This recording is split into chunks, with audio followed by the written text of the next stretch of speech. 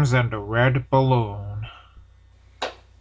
Thomas the tank engine was at the harbor picking up a special load to take to Dryaw airfield. Percy then arrived to pick up some oil cars and take them to the quarry for Mavis. "What do you have there?" Percy asked. "It's a balloon," said Thomas. "A party balloon?" asked Percy excitedly. "Not exactly," said Thomas. "It's a very special balloon. You'll see when you get the chance." And Thomas made his way to Dryaw airfield.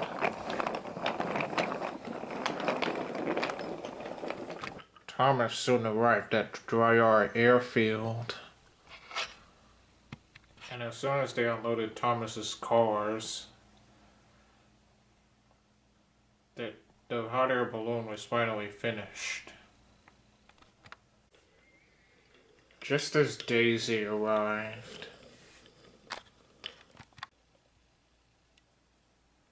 When she saw the hot air balloon, she was amazed. "Wow, what's that?" she asked. "It's a hot air balloon," said Thomas. "It's going to take people rides across the island of Sodor." Daisy was amazed, and as all the passengers went on board, she steamed off to Netford. Daisy then arrived at Elsbridge Station, taking a passenger train back to Farquhar. Just as James rolled in, she told James all about the hot air balloon. But I'm sorry to say that James wasn't impressed at all.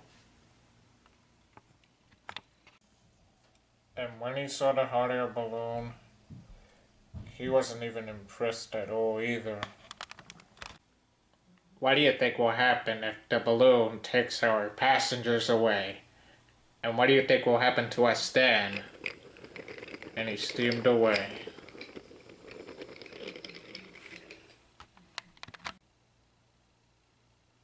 That made Daisy feel disappointed. Daisy arrived back at Dryaw Station, and she told Thomas what James had said.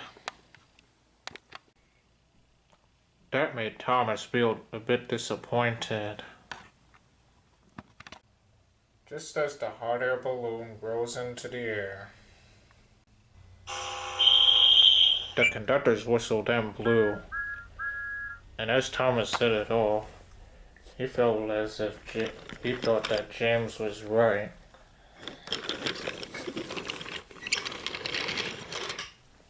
The hot air balloon could be seen by everyone on the island of Sodor. Some of them nearly fell when they saw it, and some of them ran into each other whenever they would see it. And I'm sorry to say that the same thing happened to one of the engines. When Duck saw it, he gazed at it for so long he ran into the back of Stepney. "Whoops, sorry." "No worries, mate." "Would you look at that?" said Donald. "It's a floating basket with lads in it." "I wonder what they'll ever think of next when they see that wee thing," Douglas added. Meanwhile at Elsbridge, James and Thomas were dropping off passengers.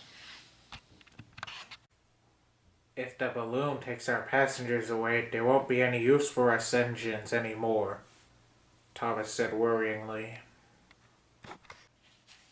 "We're the ones who take passengers," agreed James. "Not in silly old balloons like the one we're seeing today." Then, something big and red rushed straight towards them. Thomas then noticed it at once. James, he said, something's flying right towards you. We're out of hot air, called a voice. James then noticed this what was flying towards him too. What's happening? Cried James, just as the hot air balloon fell on him. That made James feel so scared that he let off a huge whoosh of steam, which made the balloon rise back up again. Thomas was in real shock at what he saw. Well done, James, said his driver. Your hot air did the trick. Bust my buffers, James, cried Thomas. You saved the hot air balloon.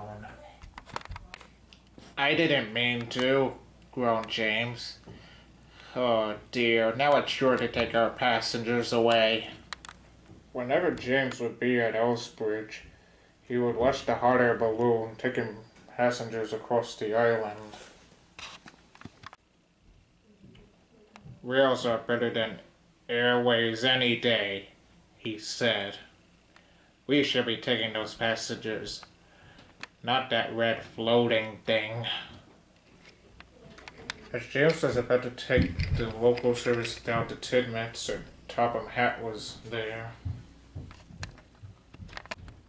He was proud with James. Well done, he said. But now the people will now ride in the hot air balloon. I'm worried that we won't have any use working on this railway anymore.